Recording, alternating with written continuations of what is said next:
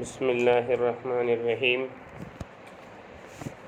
کل کا درس تھا بڑے گناہوں کے متعلق، چند ایسے بڑے گناہ جو ہمارے معاشرے میں ہیں۔ آج دو موضوعات انشاءاللہ میں بیان کرنے کی کوشش کروں گا۔ ایک تو یہ ہے کہ گناہوں کے بعض دنیاوی نقصانات کیا ہو سکتے ہیں، اور اسی طرح اللہ تعالیٰ کی فرما برداری کی جائے تو اس کے بعض دنیاوی فائدے کیا ہو سکتے ہیں۔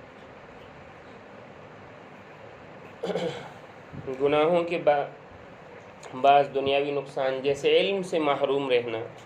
علم، امام شافعی رحمہ اللہ تعالیٰ نے فرمایا شکوت الی وکیع سوء حفظی فاوصانی الی ترک المعاصی وقال العلم نور من الہی ونور اللہ لا یعطی لعاصی، کہ میں نے اپنے استاد کو کہا کہ میری یادداشت کمزور ہے، مجھے چیزیں یاد نہیں ہوتی، تو انہوں نے کہا آپ گناہوں کو چھوڑ دیں، کیونکہ علم اللہ کے نور میں سے ایک نور ہے اور گناہگار کو یہ نور حاصل نہیں ہوتا۔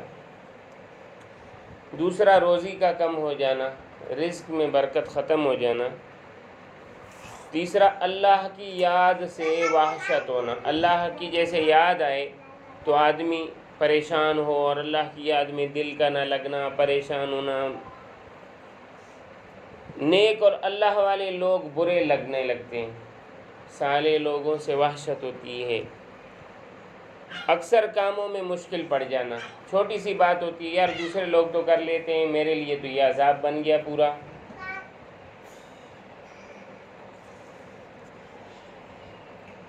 دل میں صفائی کا نہ رہنا، چنانچہ قرآن میں آتا ہے کلا بل ران علی قلوبہم ما کانوا یکسبون، تو دل ان کا زنگ آلود ہو جاتا ہے۔ دل میں اور بعض دفعہ تمام بدن میں کمزوری کا ہو جانا، کئی سارے ایسے مسائل ہیں، مثلا نظر کی کمزوری ہے، دوسرے کافی کمزوریاں اس قسم کی ہوتی ہیں جو گناہوں کی وجہ سے ہو جاتی ہیں۔ عبادت سے محروم ہونا، عبادت سے محروم ہونا، عبادت کی جو یعنی دل نہیں کرتا کہ عبادت کی جائے، اللہ کی بندگی کی جائے۔ عمر کا گھٹ جانا، ایسے کام کرتا ہے اس کی عمر کی برکت ختم ہو جاتی، اس کی عمر کا سکون ختم ہو جاتا ہے، اور ایسے معاشرے میں آدمی چلا جاتا ہے جس معاشرے میں قریب ہے کہ اس کی موت ہو جائے۔ توبہ کی توفیق کا نہ ہونا، گناہوں کی توبہ کی توفیق نہیں ہوتی۔ اور کچھ دنوں میں کیا ہوتا ہے، گناہوں کی برائی دل سے ختم ہو جاتی، گناہ کو گناہ ہی نہیں سمجھتا، بس سمجھتا ہے ایک عام روٹین ہے، کوئی ایسی بات ہے ہی نہیں۔ پھر کیا ہوتا ہے، اس کی وجہ سے اللہ کے نزدیک ایسا شخص ذلیل ہو جاتا ہے۔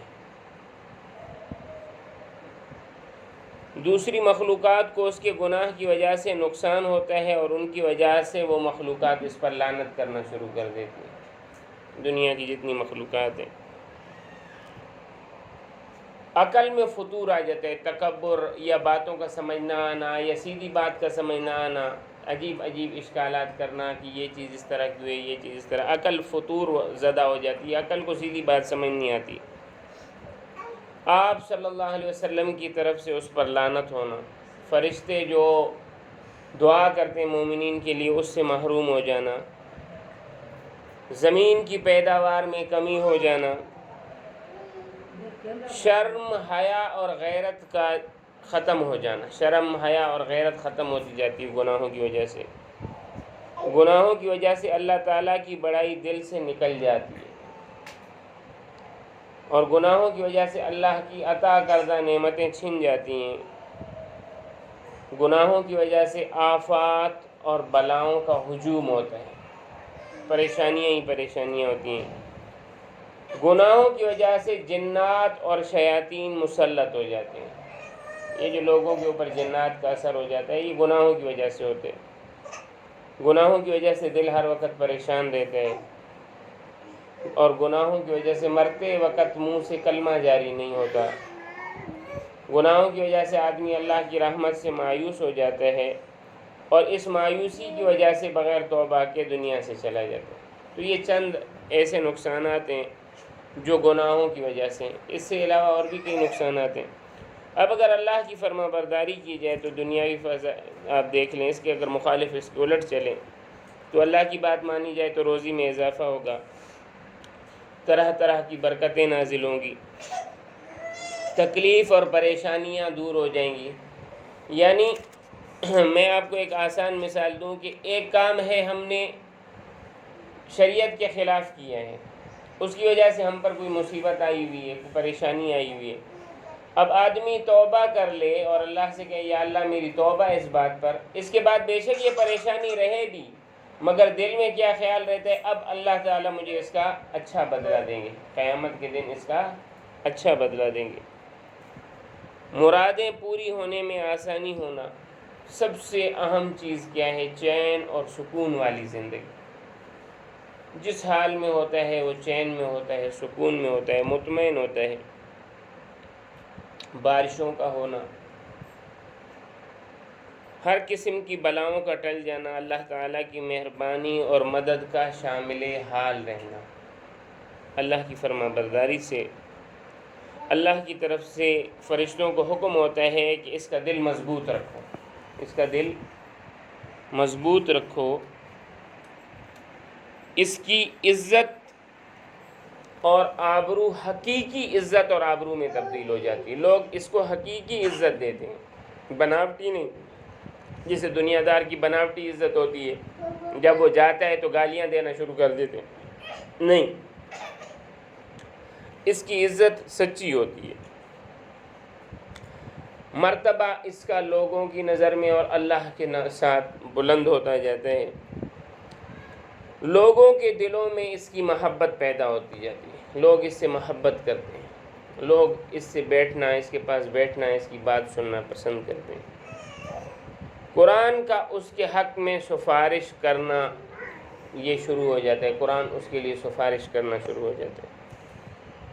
اگر کوئی نقصان ہو جائے مالی یا اولاد کا یا کوئی بھی نقصان ہو جائے تو اس کا متبادل اللہ دے دیتے ہیں، دن بدن نعمتوں میں ترقی ملتی جاتی ہے، بلندی ملتی جاتی ہے، مال میں برکت ہوتی ہے، دل میں راحت اور تسلی رہتی ہے۔ آئندہ جو آنے والی نسلیں ہیں ان کو آپ کے نیک اعمال کا نفع پہنچتا ہے، زندگی میں ہی آپ کو غیبی بشارتیں اللہ کی طرف سے خوشخبریاں ملنا شروع ہو جاتی ہیں، خواب کی حالت میں، نیک لوگوں کی حالت میں، نیک لوگ آپ کو خوشخبریاں دیتے ہیں۔ مرتے وقت فرشتے آ کر خوشخبری سناتے ہیں کہ آپ مبارک جگہ جا رہے ہیں، وہاں پر ہم سب آپ کے منتظر ہیں۔ عمر میں برکت ہو جاتی ہے، تھوڑی وقت میں اتنا زیادہ کام کر لیتا ہے کہ آدمی وہ کام کافی عرصے میں نہیں کر سکتے، ان کی عمریں گزر جاتی ہیں اور وہ اس کام پر ابھی پہنچے ہوتے ہیں، اور جو اللہ کی نعمتوں میں رہتا ہے، اللہ کا فرما بردار رہتا ہے، وہ چھوٹی عمر میں ان کے مرتبے سے آگے نکل جاتے ہیں۔ اللہ تعالیٰ اس کو کبھی مفلس نہیں کریں گے، لوگوں کے سامنے بھیک مانگنے والا نہیں کریں گے، فاقے سے بچا رکھیں گے، اور سب سے جو اہم چیز کیا ہے کہ اللہ کے غضب سے وہ شخص بچا رہے۔ یہ دنیاوی چند فائدے، اخروی فائدے اس سے کافی زیادہ ہیں، تو کوشش کرنی چاہیے کہ گناہوں سے بچا جائے تاکہ ہماری دنیا بھی محفوظ رہے، ہماری آخرت بھی، اور اللہ کی فرما برداری کی جائے تاکہ ہماری دنیا بھی کامیاب ہو اور ہماری آخرت بھی کامیاب ہو۔ اقول قولی ھذا واستغفر اللہ لی ولکم ولسائر المسلمین واستغفروہ انہ ھو الغفور الرحیم۔